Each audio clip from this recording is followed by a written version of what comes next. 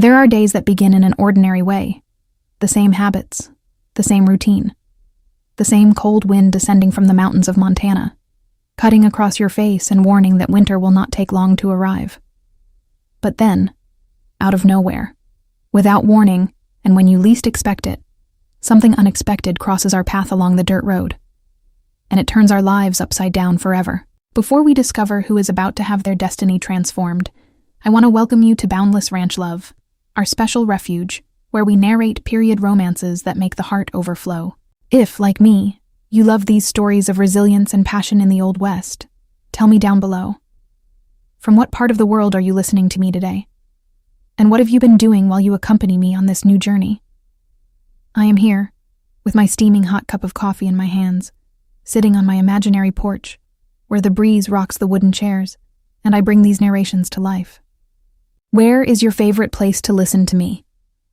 Do you listen while you rest after a long day or while you work? You can leave it here in the comments. It will be our secret. Now that I have settled in and feel embraced by all of you, let us travel back in time to the American West and meet the story of our heroine.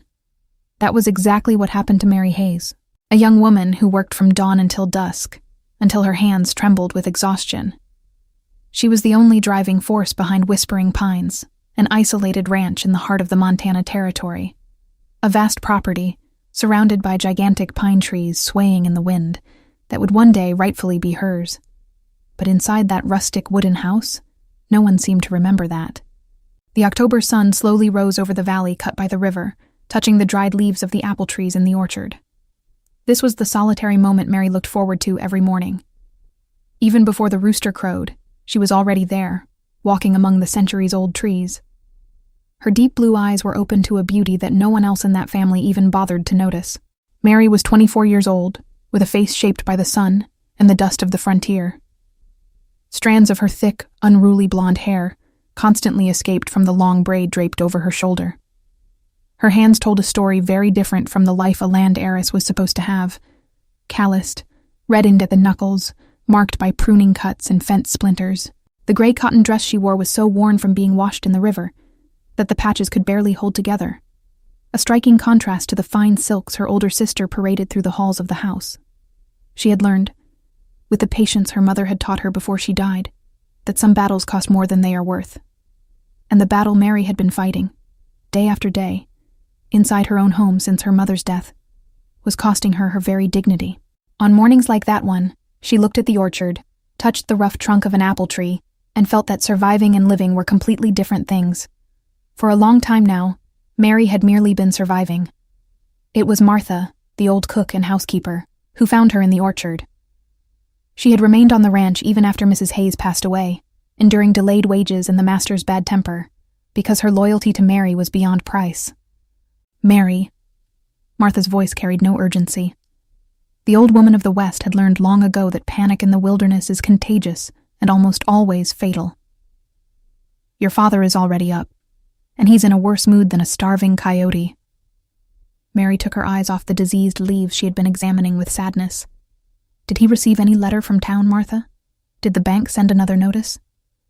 No letter, just the empty whiskey bottles in the office and the ledgers spread open across the table.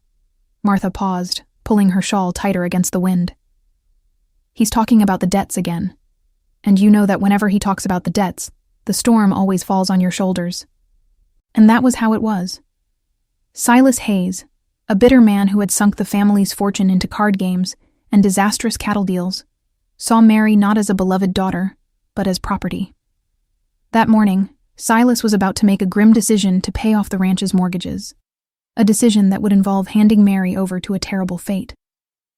Thousands of miles away, in the bustling city of Boston, reality was completely different.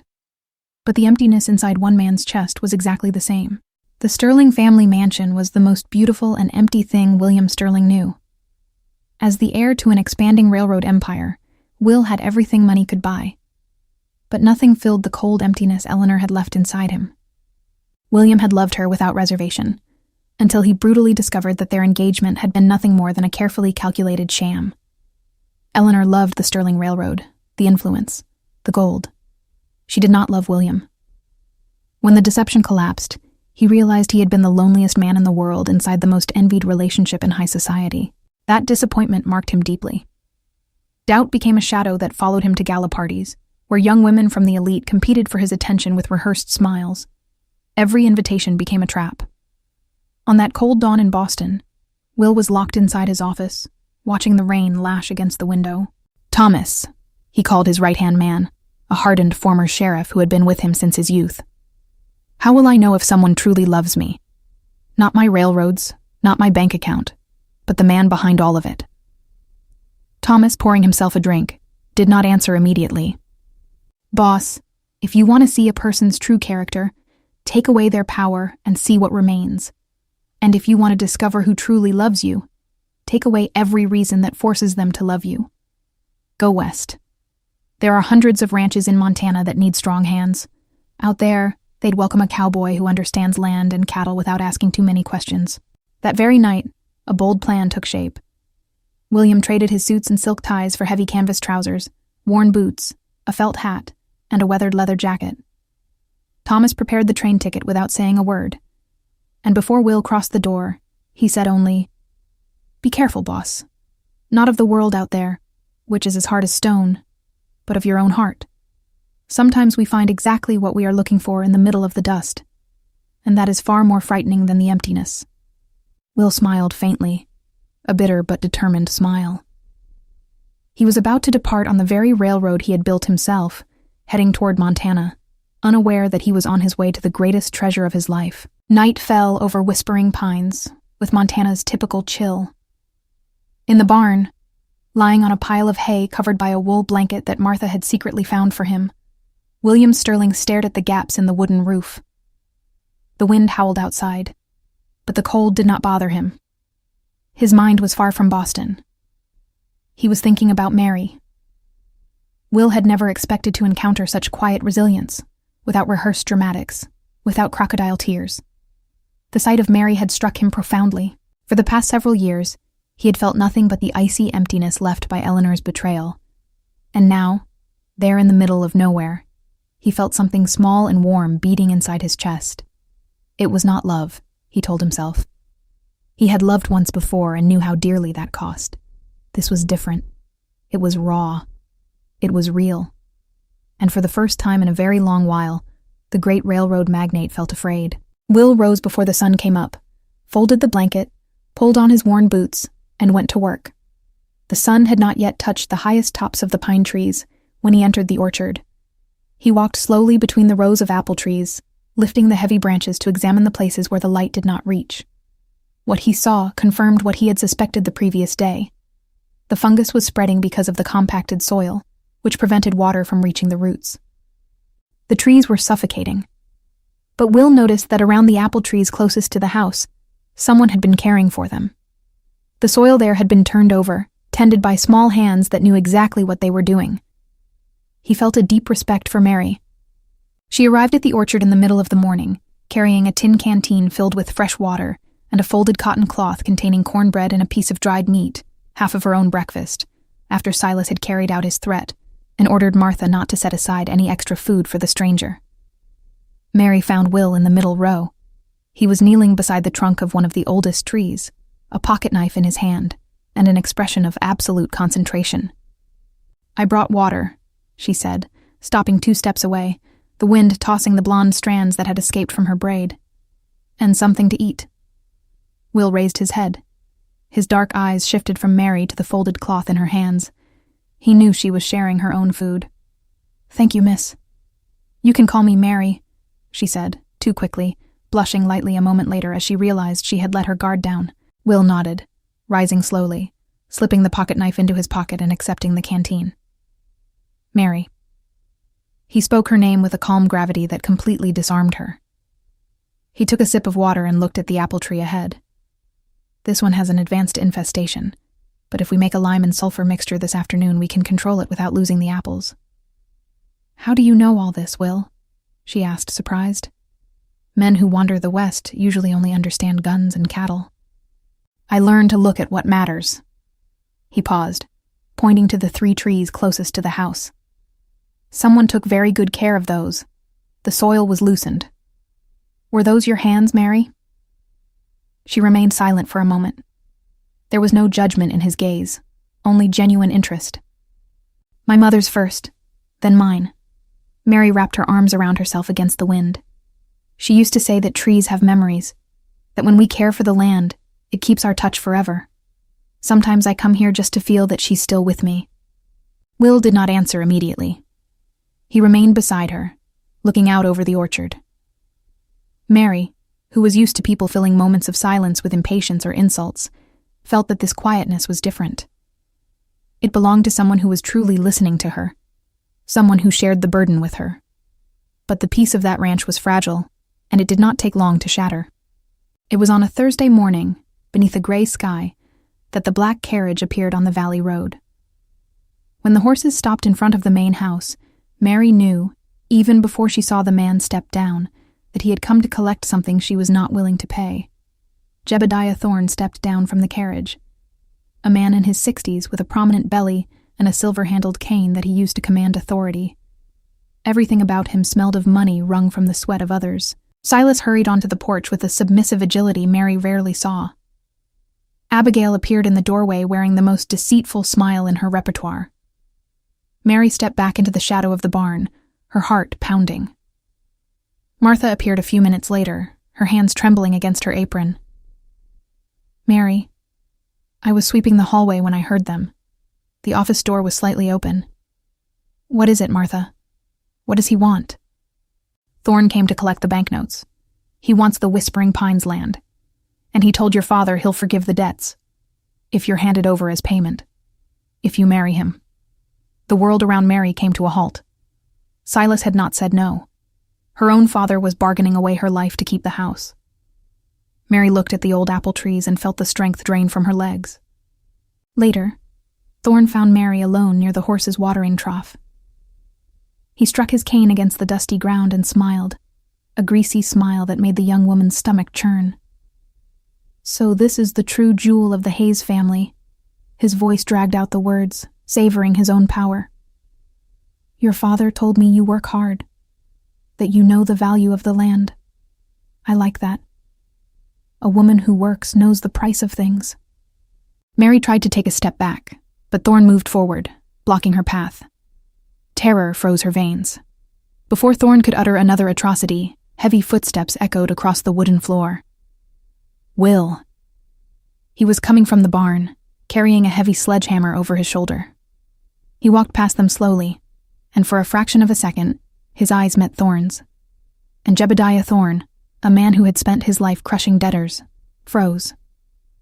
In that instant, he recognized an absolute threat. Thorne's smile faltered. Will entered the barn, and the tension in the air cut like a knife. Mary breathed slowly, and for the first time since Martha's warning, felt something beyond despair. She felt that somehow she was protected. Silas Hayes' office smelled of cheap cigar smoke, moldy leather, and whiskey. When Mary was summoned there shortly after dinner, she already knew that the storm had finally broken. Silas was seated behind the heavy desk. He did not look at his daughter when she entered. He maintained the posture of a man who had made a cowardly decision and was determined not to be questioned about it. "Sit down," he ordered, his harsh voice scraping through the stillness of the room. Mary sat on the edge of the chair.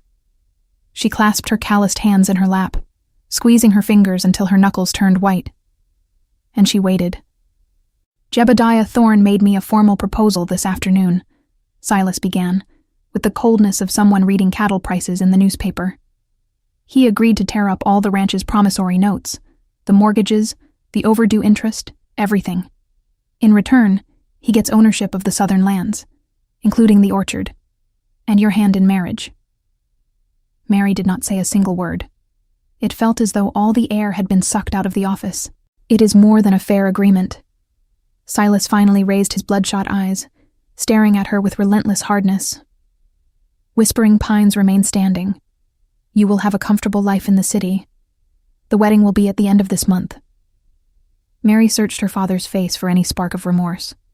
A moment of hesitation, a tremor in his hands. Any sign that selling his own daughter cost him something, but she found nothing. There was only the indifference of a gambler who had just saved his own skin. And it was there, sitting in that cracked leather chair, that something inside Mary broke for good. Not with a violent crash, but slowly, like dry roots snapping beneath the earth when there is no longer any hope of rain. "You may go," Silas said, turning his eyes back to the whiskey bottle. Mary stood up and walked into the dark hallway without shedding a single tear in front of him. But the hallway was not empty. Abigail was leaning against the wall, wearing a smile that never reached her cold eyes.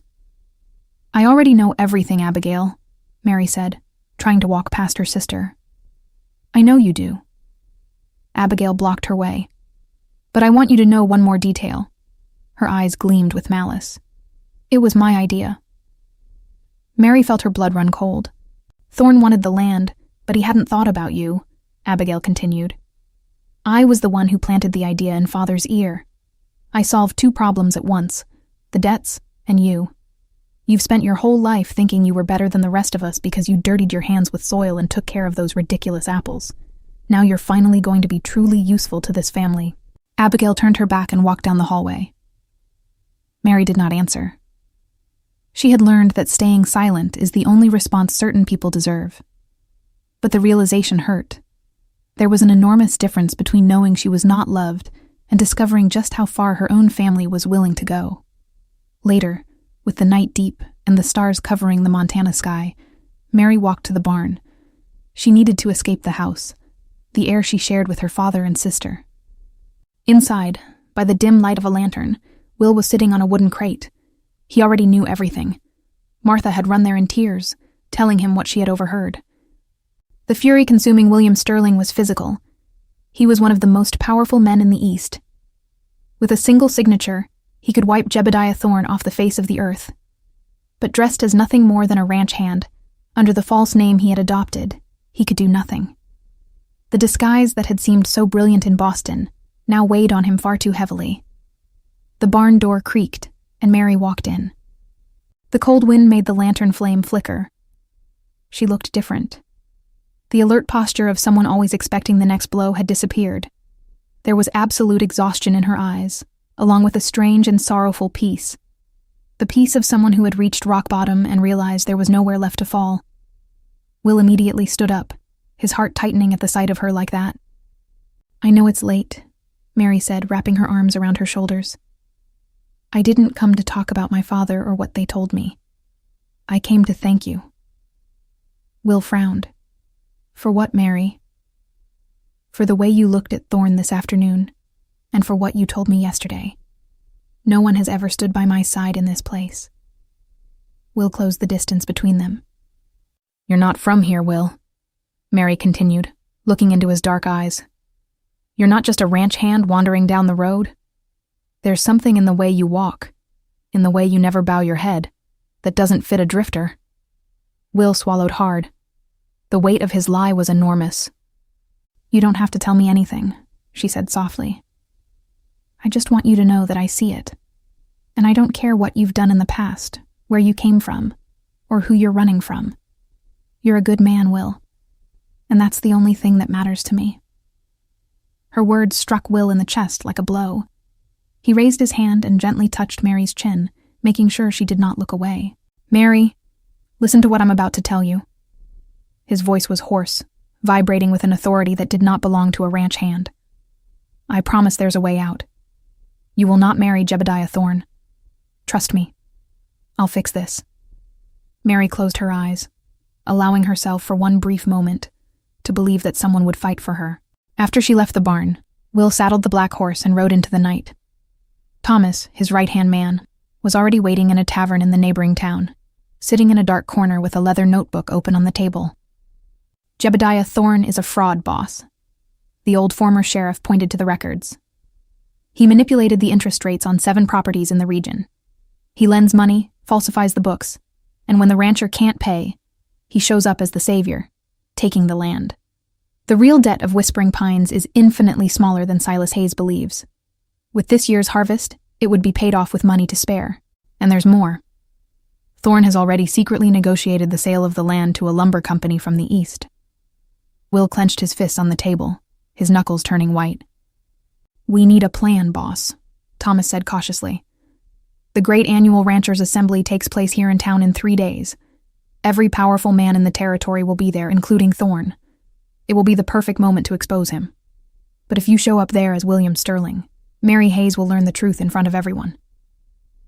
Will looked at the empty glass before him. Thomas's words echoed in his mind. "She needs to know first," Will decided, his voice as cold as the mountain wind. "She'll hear it from me, no matter how much she hates me afterward. Thorne falls in 3 days." At dawn, Will rode back to the ranch. The mist still covered the orchard floor. And, just as he had suspected, Mary was already there.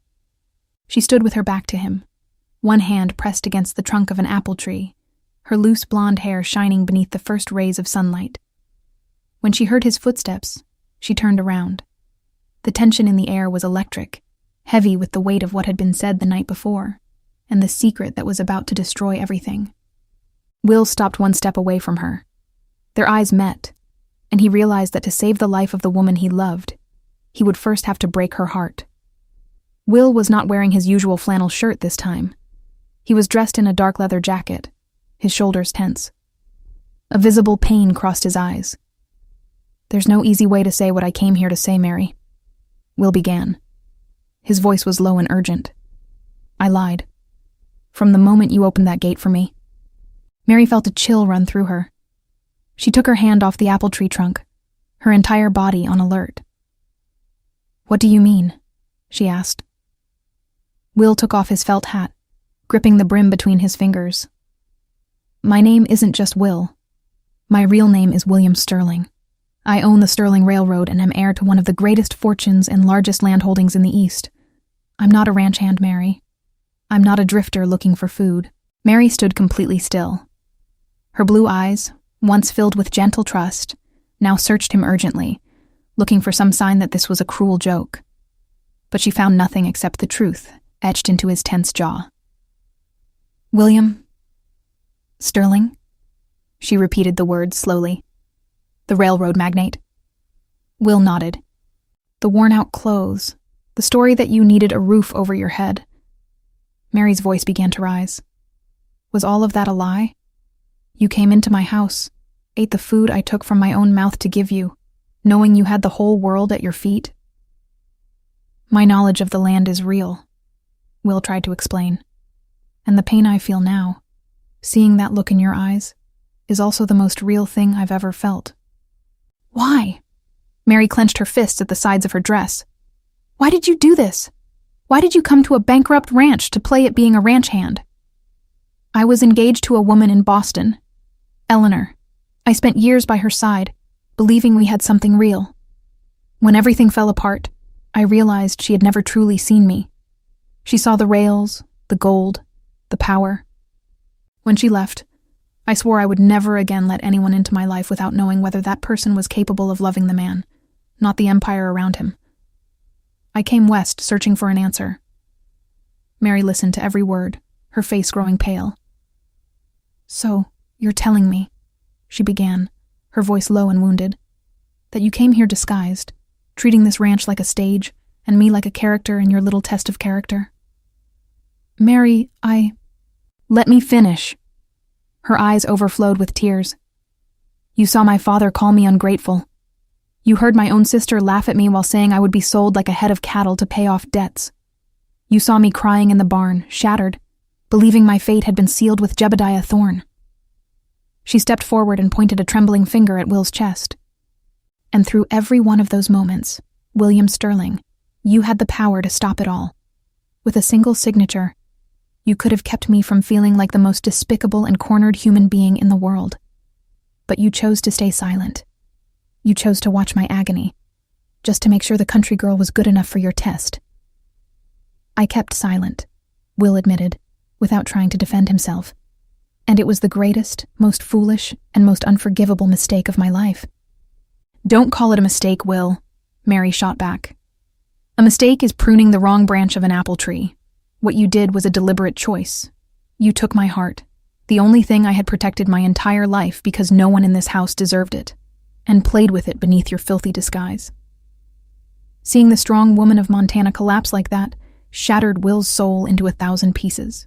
You have every right to hate me, Will said, "and I won't even dare ask for your forgiveness now. But you need to listen to me. Your life and this ranch are at stake." Mary wiped away her tears with the backs of her hands, turning her face away. "Go on, and then leave my land." Thomas, my right-hand man, brought the bank records from town. Jebediah Thorne is a fraud.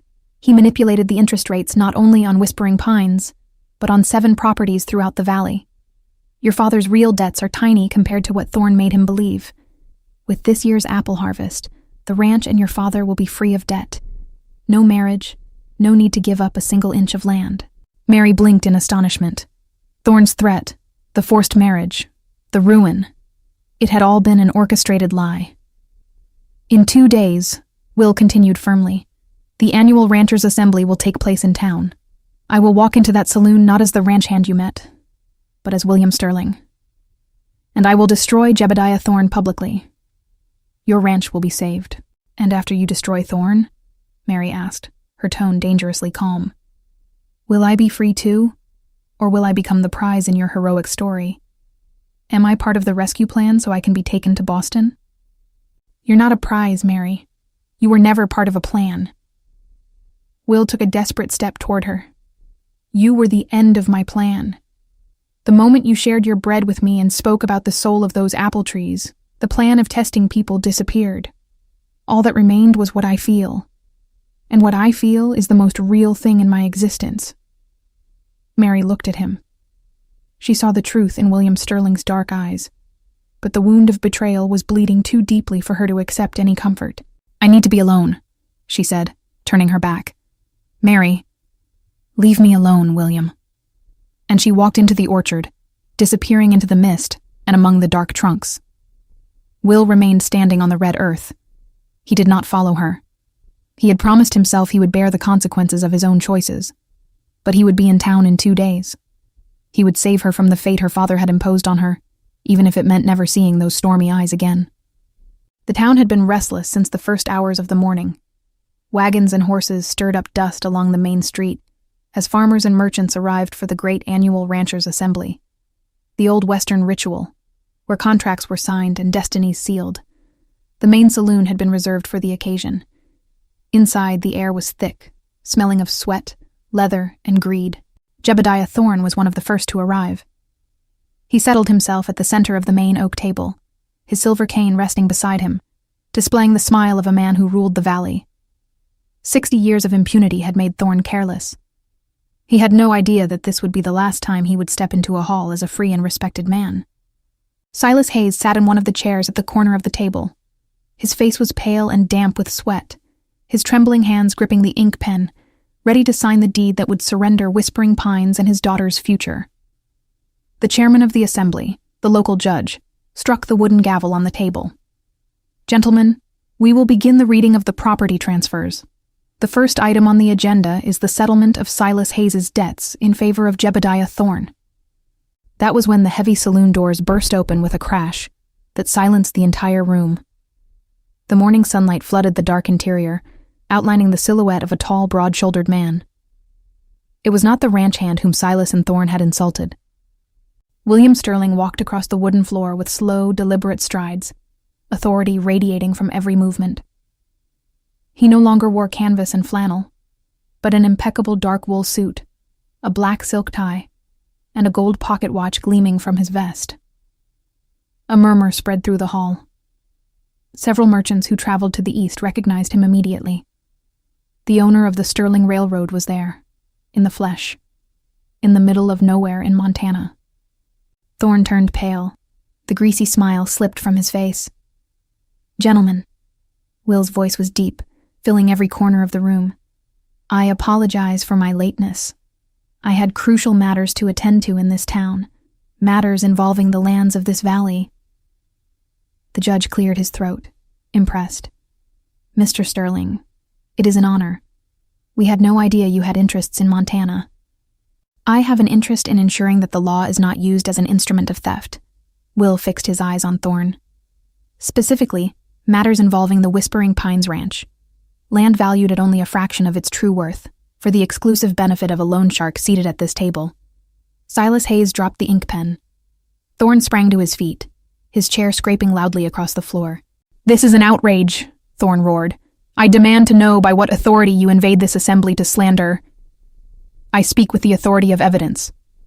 Thomas, Will's right-hand man, threw a thick stack of documents onto the oak table. "Here are the records of the last 7 properties you seized during this decade, Thorne," Will continued. "Ledgers with manipulated interest rates, sales agreements with lumber companies from the east signed before the ranchers had even missed their first payment, and yesterday's correspondence proving that Mr. Silas Hayes' real debts could have been paid in full with this year's apple harvest." The hall erupted into chaos. Ranchers who had been cheated in the past surged toward the table. Silas grabbed the papers, and his arrogance crumbled, replaced by the realization that he had been made a fool. The fortune he had tried to save by selling his own daughter had been stolen by Thorne from the very beginning. Thorne tried to flee, but 2 former sheriffs blocked the exit. His empire of lies was finished. But amid the uproar, Will's eyes were drawn to the saloon doors. There she was. Mary had ridden into town, unable to remain at the ranch waiting for the outcome. She stood at the entrance, watching the scene. Thorne being dragged to the sheriff's office, Silas shrinking beneath the weight of his own humiliation, and Will standing in the center of the room, his eyes fixed only on her. The hall quickly began to empty. Within a few minutes, only the 2 of them remained in the smoke-filled room. Will slowly walked toward her. "You came." His voice came out rougher than he expected. "I came," Mary replied. "I couldn't let my fate be decided without being present. But when I arrived at the door and saw the way you defended my home, I realized that my heart had already made a decision as well." "Let me speak first, William." He nodded, lowering his head as a sign of respect. "I was angry," she said. "I went back to the orchard, touched the apple trees my mother planted, and I swear I tried to hate you with all my strength." The anger made sense. The betrayal had its own logic. "But I couldn't hate you." Her voice broke. "And that deeply frustrated me. Because there, among those trees, after crying until I had no tears left, the only thing I couldn't bring myself to doubt was what I feel. It didn't matter whether you were the ranch hand Will or the magnate William Sterling. What blossomed between us, in the dust of that ranch, belonged to me. It was real. And no one is going to take that away from me." "Mary," he said, stripped down to what truly mattered, without his fortune or his power. "I went west, searching for proof that kindness and true love still existed. I found a woman with storm-filled eyes who captured my soul from the moment she offered me half of her own bread. I know I hurt you, but what I feel is the only certainty I have left in my life." Will reached into the pocket of his vest and took out a small gold ring with a modest ruby, which he had bought during the train journey, hoping for the impossible. He knelt on one knee on the floor of the saloon, right in front of the girl wearing the patched dress. "I'm not offering you the railroads, Mary, nor the mansions of the East," he said, his voice trembling with emotion. "I'm offering you the man who learned to listen to the soil of Montana because you taught him. Mary Hayes, I am your Will, and I ask whether the strongest woman I have ever known will accept walking beside me for the rest of our days." Mary looked at the ring. She looked at the man kneeling before her, and that radiant smile, hidden away for years, broke across her face like the dawn over the valley. "I need to know one thing before I answer," Mary said, her eyes shining. "Ask me anything, Mary." "Back east, on the Sterling family lands, are there apple trees that need someone who knows how to care for them?" Will laughed, a hoarse and genuine laugh. "They do, my love. They desperately do." "Then," Mary said, extending her hand to him, "my answer is yes, cowboy." Will slipped the ring onto her finger, cupped Mary's face with both hands, and kissed her. A kiss that erased the past, the debts, the dust, and the lies. There is an old belief among the settlers of the Montana Territory. The wild land belongs to no one. You may fence it with barbed wire, build houses upon it, and defend it your entire life. And still, it will belong only to the wind, the snow, and time. But there is a truth the elders never spoke aloud. The land, and the trees that grow from it, belong to those who truly love them. The wedding morning arrived, covering whispering pines with a fine, sparkling frost. A gentle mist rested over the orchard, while a soft golden light already embraced the valley. Martha had risen before everyone else, as always. But that morning her footsteps carried a different lightness. She prepared the main bedroom of the house, which now rightfully belonged to Mary. She washed the sheets with lavender water and scattered pine branches and wildflowers throughout the room. Silas and Abigail had left 3 days earlier. Silas packed his belongings without saying a word, leaving on the desk the deed to the land that Mary's mother had purchased years before. Abigail said no goodbye. She climbed into the carriage with her eyes fixed on the east, carrying her own envy as the only baggage she had left. When Mary came downstairs, Martha stood still, her eyes filled with tears. Mary was wearing the dress she had sewn by hand, rustic cotton, white as the snow on the mountains, embroidered with tiny apple blossoms that she herself had stitched during the cold nights. Her blonde hair hung loose, cascading over her shoulders like a golden waterfall. "Your mother would be so proud," Martha said softly. Mary smiled, and that smile, free from every trace of bitterness, lit up the entire house. The valley community had arrived at dawn. In the west, good news travels quickly. Ranchers, merchants whom Will had saved from Thorne's grasp, settler families, and cowboys from the surrounding area came to see the girl who had fought for the land receive the crown she deserved. Will was waiting for her in the orchard, the place where the truth between them had begun. He wore a simple dark cotton outfit, with his collar open.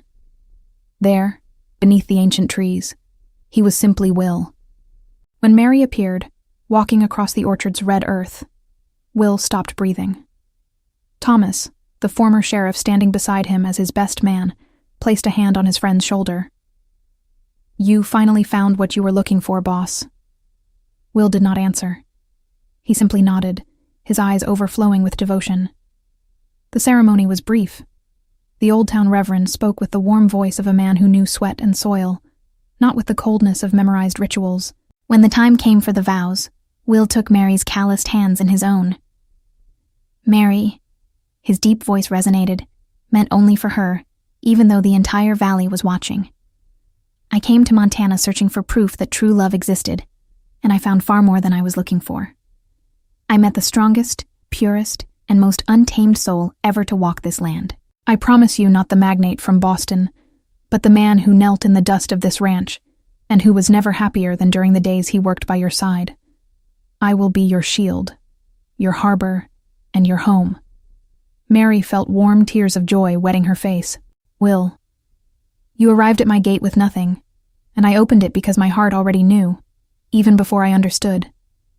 She smiled through her tears. "I promise to walk beside you, and I promise that when the Montana winter is harsh and life seems barren, I will be your apple tree, steadfast, resilient, sharing the water until the sun shines again." The entire community burst into applause. Will slipped the gold ring onto Mary's finger and pulled her into a passionate kiss, as applause echoed and hats were tossed into the air. The celebration lasted until the stars filled the sky. Rustic violins played lively tunes. There was roasted meat, apple pies, and laughter echoing throughout the valley. When the last candle burned out and the settlers returned to their homes, Whispering Pines was immersed in the deep, star-filled stillness of Montana. In the master bedroom, a single oil lamp illuminated the wooden walls. Mary stood in the center of the room, her white dress glowing softly in the dim light. Will entered, carefully closed the door, and stood still for a moment, simply admiring the woman who was now his wife. "Are you afraid?" he asked softly. "No." Her answer was absolute. Will began to untie the laces of her dress. Mary raised her hands and began to unbutton Will's shirt, one button at a time. "Are you afraid, cowboy?" She smiled. Will let out a quiet laugh. He pulled her against his body and kissed her with the urgency of a man who had waited his entire life to finally belong to someone. The lamp burned throughout the night, the only witness to two weary souls who had finally found peace. The spring sun arrived differently the following year. The apple trees, restored by careful pruning and the love of gentle hands, blossomed as never before. Will and Mary walked hand in hand through the rows of trees. Will had learned to manage his railroads through telegraphs in town, refusing to drag Mary into the constraints of the big city. The West was now the home of them both. Mary stopped in front of the oldest apple tree in the orchard, the tree her mother had planted with her own hands. "Sometimes I think these trees are us, Will," she said. "Each generation leaves something in the earth, and the earth keeps it all." With a gentle smile, Mary took William's hand and slowly placed it on her own belly. He looked from his hand to her face, his eyes widening, his heart pounding in his chest. "A new generation," Mary said softly. "The first one who will grow up knowing that this land belongs to them, and that they are loved even before coming into the world." Will could not say a single word. He pulled her into his arms, holding her tightly. And there, in the middle of Montana, beneath the shade of the apple trees that had survived the harshest winter, Will realized that the greatest empire a man can build is not made of steel or gold. It is made of love. And so we have reached the end of another romance that makes us sigh and believe in the true power of love. But before you go, stay with me for just one more minute. I need to share something that touched me deeply while we were writing the destiny of Mary and Will in our imagination. How many times, along the dusty trail of your own daily life, do you wake up before the sun to carry burdens and responsibilities that no one else sees? How many times do you give your time, your energy, and your heart to care for others, without anyone asking and without anyone thanking you? And how many times have you felt like a stranger in your own story, believing there was no safe place where you could rest? Our heroine, Mary, did not triumph because she was rescued. She triumphed because even when the ground was dry and the world seemed to be falling apart, she kept caring. She cared for the land. She cared for the memories. But above all, she refused to let her heart dry up. And that is what this story leaves with us today. Your kindness, your unseen work, and your resilience are not weaknesses. They are the most beautiful proof of who you are. No matter what storm or winter you may be facing right now, do not give up on nurturing your own life. Bloom. Be absolutely certain that your greatest harvest, the one that will transform your world, is still yet to come. Tell me here in the comments, where did you join me on this journey? What were you doing while you listened all the way to the end? I read every one of your comments, and they are the fuel that keeps this channel alive. And if this story touched your heart and made you believe that better days and true love do exist, share this video with someone special. Subscribe here to Boundless Ranch Love. Turn on the notification bell so you won't miss our next journey to our beloved American West, and leave your like.